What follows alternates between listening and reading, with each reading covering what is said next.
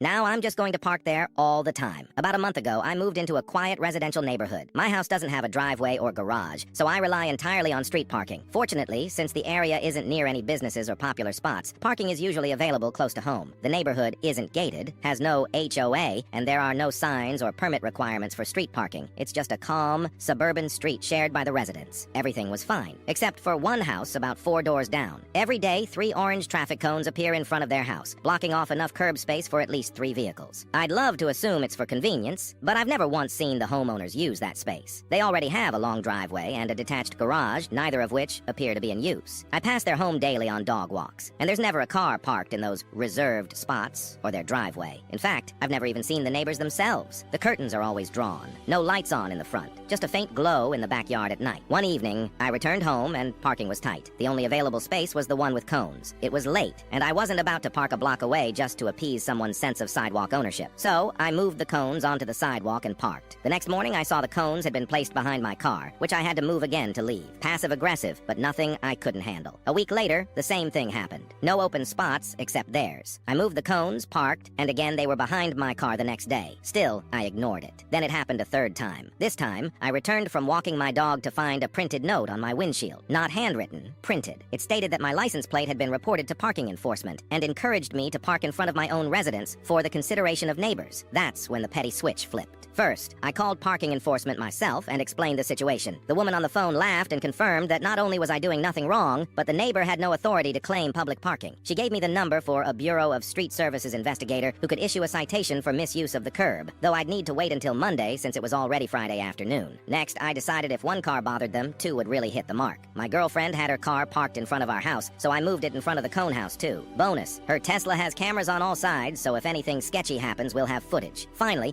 I started considering a longer-term plan. If citations don't happen or they continue this nonsense, I'm seriously thinking about buying the oldest, ugliest car I can find, registering it as non-operational, and legally parking it in front of their house indefinitely, a rolling eyesore to match their behavior. There's no logical reason they'd want the street in front of their home to remain empty. It's not a high-traffic area. They don't use the space themselves. No one's fighting for parking, and there are no nearby businesses drawing random cars. The only explanation is that they enjoy the appearance of an unobstructed curb and believe they're entitled to it. But that's not how public property works. I've been courteous, I've parked elsewhere when possible, but when they try to lay claim to something they don't own, then get passive-aggressive when challenged, the gloves come off. Now, when I see those cones, I don't hesitate. I move them, I park, and I smile. And if they want to keep pushing it, I'll make sure that stretch of curb stays occupied for a long, long time.